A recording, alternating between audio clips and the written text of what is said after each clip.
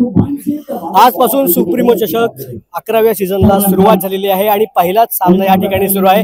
राजकोट विरुद्ध पालघरच्या या दोन तुल्यबळ संघांमध्ये उद्घाटनाचा सामना या ठिकाणी खेळला जातोय आणि आपण पाहतोय मोठ्या संख्येने या ठिकाणी मान्यवर देखील आहेत। संजय पोतनीस आणि त्याचबरोबर ॲडव्होकेट अनिल परब यांच्या माध्यमातून ह्या स्पर्धेचं आयोजन करण्यात आलेलं आहे। शिवसेना उद्धव ठाकरे गटाकडून हे आयोजन करण्यात आलंय। नुकतंच उद्धव ठाकरे यांच्या हस्ते ह्या स्पर्धेचं या ठिकाणी उद्घाटन देखील झालेलं आहे। दिमागदार स्पर्धा आहे। हे जे चषक या ठिकाणी ठेवण्यात आलेले आहे त्यांचं देखील अनावरण नुकतंच उद्धव ठाकरे यांच्या हस्ते करण्यात आलंय। त्याचबरोबर आपण ही 4 व्हीलर गाडी बघतोय, ती 4 व्हीलर गाडी या पूर्ण स्पर्धेमध्ये जे या ठिकाणी मॅन ऑफ द सिरीज असणार आहे त्याला ही गाडी देण्यात येणार आहे। आणि असा हा सुप्रीमो चषकाची ही जी स्पर्धा आहे ती या ठिकाणी सुरू असल्याचं पाहायला मिळतंय। प्रेक्षक देखील मोठ्या पद्धतीने ह्या स्पर्धेचा आनंद घेत आहेत। आपण बोलणार आहोत आपल्यासोबत ॲडव्होकेट अनिल परब साहेब आहेत। परब साहेब, सातत्याने 11 वर्ष ह्या स्पर्धेचं आयोजन केलं जात आहे, काय सांगाल संपूर्ण?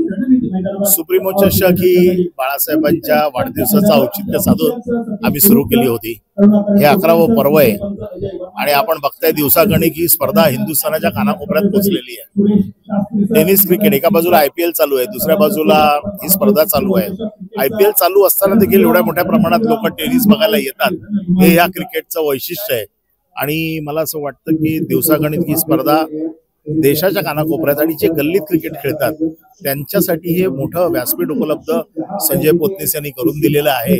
आणि मला हा अभिमान आहे की आताच उद्धव साहेब येऊन गेले, त्यांनी सांगितलं की ह्या खेळाला राजमान्यता मिळाली पाहिजे आणि हा खेळ दिल्लीत देखील खेळला गेला पाहिजे। तर याच्यापेक्षा अजून काय असू शकतं मोठं? आणि मला असं वाटतं की ते जे लावलेलं छोटंसं रोपटं होतं आज वटवृक्ष झालंय त्याचं। जसं की आपण बघितलेलं आहे की एक जे रोपटं लावलं होतं त्याचं रूपांतर आता वटवृक्षामध्ये झालेलं आहे आणि आजचा पहिला दिवस आहे। जवळजवळ 13 तारखेपर्यंत ही स्पर्धा अशी चालू राहणार आहे आणि प्रेक्षक असाच या स्पर्धेचा आनंद या ठिकाणी घेताना आपल्याला पाहायला मिळणार आहे। उत्तम बातमीसाठी सिद्धेश शिगवण, मुंबई।